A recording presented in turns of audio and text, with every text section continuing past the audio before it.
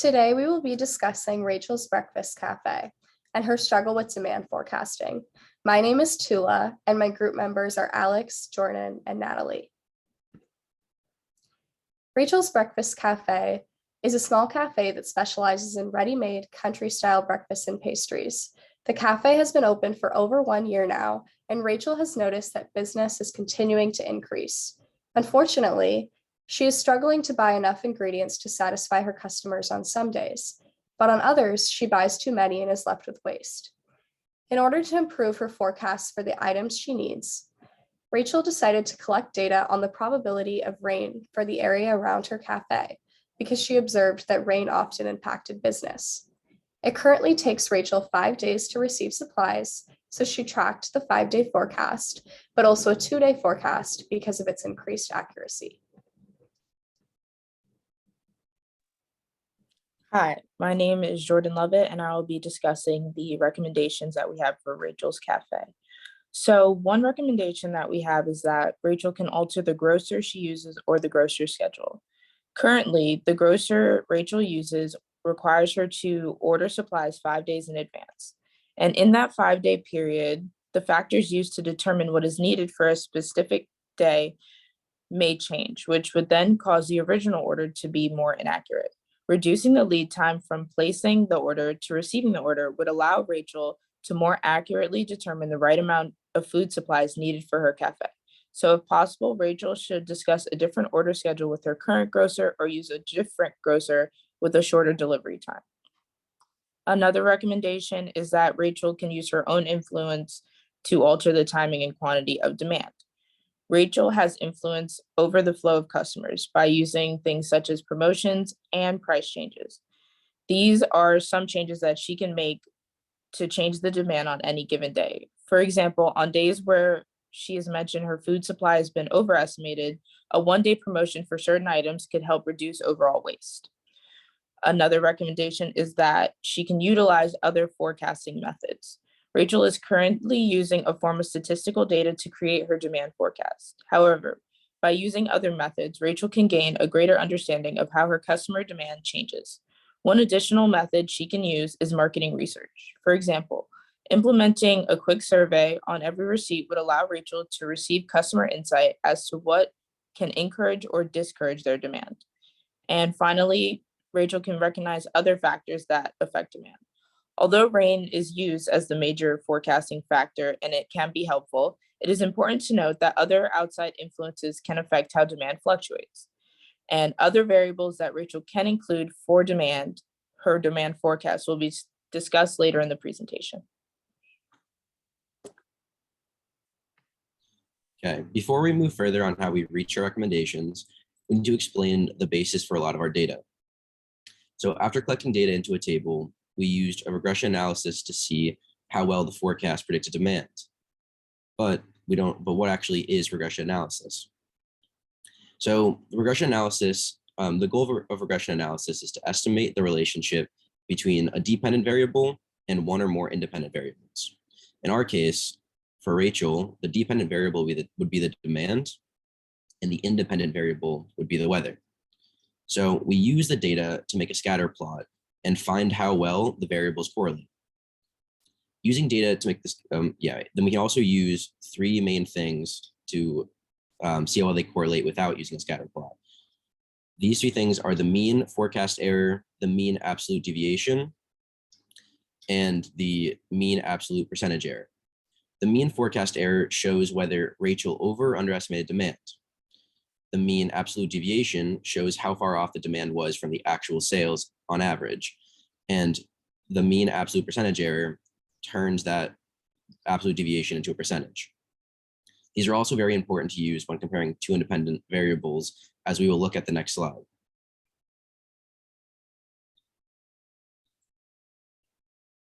Okay, now we will look at how the regression analysis can help Rachel's Breakfast Cafe. We used regression analysis to combine the weather forecast and demand to predict what future demand would look like on a given day. When looking at this data, we can see the correlation and error in both the 2 and 5-day forecasts. So we'll start with the table. We can see 3 main points to show accuracy of each forecast. In And in this table, the main forecast error is similar in both of these forecasts, as they both under and overestimate demand a similar amount. The main difference being that the 5-day forecast underestimated demand, while the 2-day forecast overestimated it. We see a bigger change when we look at the absolute values as on average, the 5-day forecast demand was off by almost $200 more and 4% more than the 2-day forecast.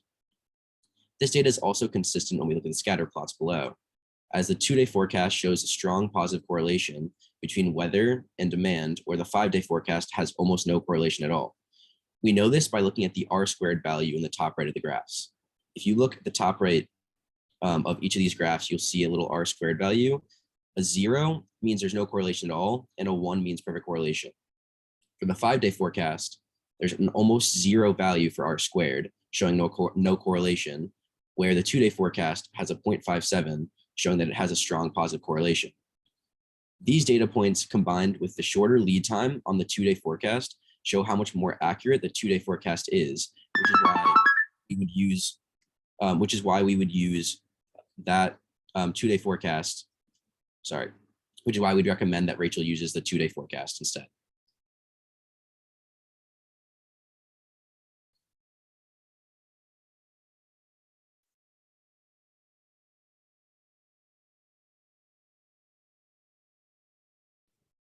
Just confirming everyone can hear me. Okay, so variables to consider. The 2-day forecast has shown that there is a clear positive correlation between the number of customers purchasing items and the weather, but this doesn't have to be the only variable Rachel uses. To improve her ability to forecast demand, Rachel could use days of the week as a variable more effectively. She already knows that Fridays and Saturdays are busier than most days, but could study how Monday, Tuesday, Wednesday, and Thursday affect sales. Understanding what business looks like on these days means that Rachel is better understanding her customers' work and school schedules, which affect her business greatly. For example, being aware that sales are consistently lower on Mondays is an important piece of information for Rachel. If she notices that there is predicted rain on Monday and Tuesday, for example, and sales are already the lowest on these days, she will be able to more accurately order food items based on the predicted lower demand.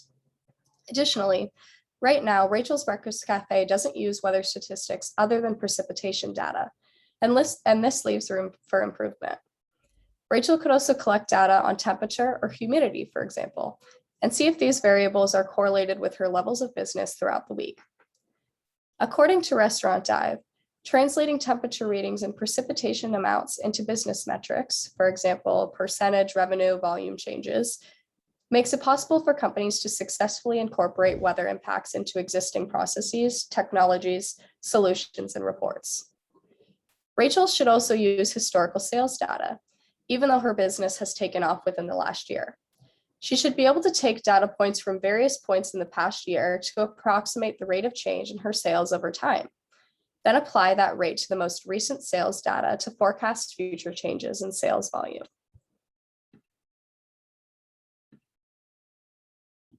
Okay, so we will now move into the rest of the case questions. So for this case question, we are asked, how can Rachel make use of rain forecasts to improve her forecast of total sales each day? And what other changes to her business would she need to make in order to capitalize on this information? So Rachel can utilize the rain forecast to calculate the amount of raw materials needed to meet customer demand due to the fact that sales volume changes according to rain patterns. So calculating the amount of materials is needed to meet demand is key to reducing costs, maintaining customer loyalty, and also gaining new sales. So in order to successfully use the rain forecast to predict demand, Rachel must use her 2-day forecast model instead of her 5-day forecast. This is because the 2-day forecast has a lower mean absolute deviation and mean absolute percentage error than the 5-day, which indicates more accuracy. Also, to use the 2-day forecast, Rachel needs to alter her ordering process or change suppliers. She currently places the order online and receives her supplies 5 days later, which is too long of a lead time to be able to use the 2-day forecast. So she needs to look into other companies or other suppliers, or possibly picking up the materials herself from storage if she wants to stick with the same supplier. Rachel also needs to take into account that weekends are much busier than weekdays in her data analysis and predictions. Because sales are so much higher on the weekends, it could skew the predictions if she considers them all together because they are extremes compared to the weekdays. And now the next question. How are order lead time and forecasting accuracy related to each other in this case? So this question ties heavily into our thoughts on the changes that Rachel needs to make in order to use the forecasting information. So as previously stated, the order lead time in the case is 5 days, as it takes 5 days for Rachel to place an order and then receive her supplies. However, in calculating the mean forecast error, it was proven that 2-day forecasts are far more accurate. And we've also discussed how the 2-day also has a lower mean absolute deviation and mean absolute percentage error, which again indicates more accuracy. So there's a conflict between the 5-day lead time and the fact that the 2-day forecast is much more helpful in predicting customer volume. So you can see in this data given, for example, on the first Monday, the 5-day forecast suggests a 10% probability of rain, while the 2-day suggests a 40%. Or the opposite case, where the second Thursday had a 100% probability in the 5-day forecast, as opposed to a 50% in the 2-day. So Rachel must place her orders 5 days. If Rachel must place her orders 5 days in advance, she will be relying on less accurate weather forecasting, and she may still have the same issues of too many or too few supplies. So again, she needs to either change suppliers to one with a shorter lead time, or discuss other methods of picking up the supplies herself with her current supplier. And finally, so we were asked to plot and visually inspect the sales data, and then also asked what other suggestions would you give Rachel for improving her sales forecasts, and what type of time series model would be appropriate. So aside from changing her suppliers or her order process and altering the data she uses for her predictions, Rachel needs to focus on demand management changes and focus on more variables that could be impacting demand. So first, we're going to look at the graph. So the graph shows the sales data along with the percentage chance of rain. And the graph shows the correlation between sales and chance of rain. It also represents that although sales decrease when the chances of rain increase during the week, during the weekend, sales continue to thrive even when there are high chances of rain. So this is another reason why weekends should be predicted separately. The graph also illustrates the importance of weekends to sales and how much being closed on Sunday harms sales volume. Clearly, you can see it drop to 0 and then have diminished sales on Mondays. So to begin improving her sales forecasts and her sales volume, she must be open on Sundays as well, as weekends are her strongest times, and she needs to capitalize on that. So then diving into the demand management changes, she needs to more heavily incorporate promotions. So in the graph, you can see that Wednesdays are particularly slow. An example of promotions would be that Rachel could implement a promotion every Wednesday, such as a free cup of coffee with every pastry purchase, or a discount on certain items to incentivize customers to come in during the week. Rachel also needs to examine more variables that could be impacting demand. One variable could be seasons. For example, if it is a particularly rainy or even snowy season, she could implement new programs such as delivery, or weather like snow may also have a much larger impact on sales than rain because it makes travel far more difficult. And seasons also have cultural significance, such as the winter holidays, which could impact demand as well. So if distinct seasons are relevant to the cafe's location, they should be considered. As we already stated, days of the week should also be another consideration, especially because the data shows that the popularity of weekends outweigh the perceived cost of going out in the rain. Then in terms of time series model, Rachel should be using a weighted moving average model. So Rachel has lots of historical data, and this method gives her good short-term trends, which she needs on a week-to-week basis. The weighted moving average model is also particularly useful because it allows Rachel to place a higher weight on recent data, which is a lot more applicable to calculating demand, especially if she begins to consider multiple variables and implements new promotions to increase demand during the week.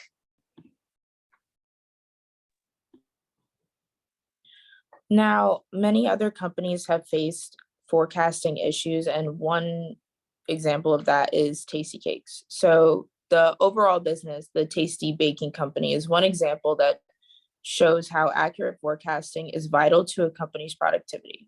In 2004, the Tasty Baking Company was facing major forecasting issues for their smaller snack foods line, Tasty Cakes. These forecasting errors led to, quote, uneven production schedule and unnecessary overtime costs for bakers and staff, end quote, said by John Galt, a forecasting software company who performed a case study on the issue. The uneven production schedule led to spoilage of inventory, which also increased costs. To improve their performance, the Tasty Cakes company decided to implement a new software for their forecasting process. In doing so, the company saw greater improvements. The forecasting errors decreased from 15% to 8%. These improvements also allowed Tasty Cakes to obtain a vendor-managed inventory, where future demand can be planned out by those most directly involved in the process. The issues that Tasty Cakes faced are very similar to that of Rachel's, and by implementing a new way of forecasting, Rachel can also improve the overall quality of her business.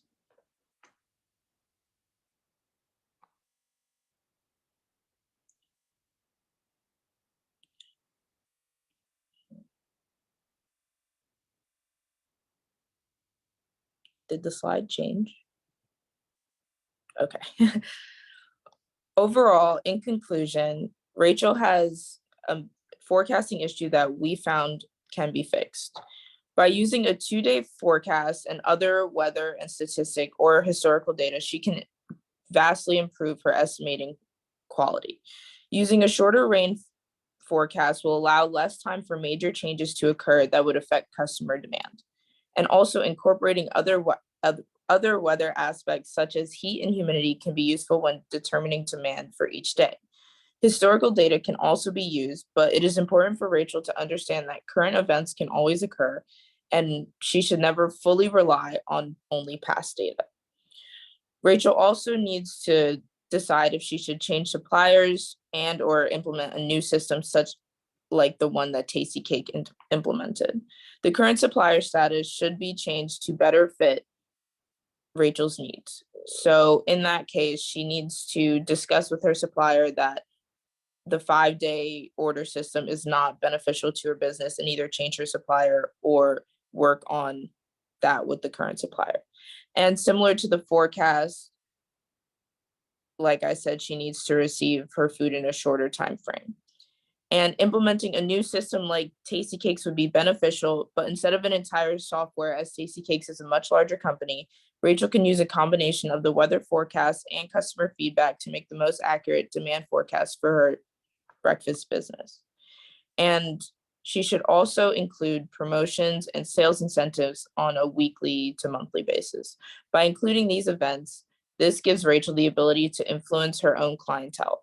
And these events would also help Rachel gain a better understanding of what her customers want and how they react to certain changes at this cafe. We believe that if Rachel uses these recommendations, she will see a reduction in food waste and a reduction in underestimating demand. And in our next slide, we have our sources. Thank you.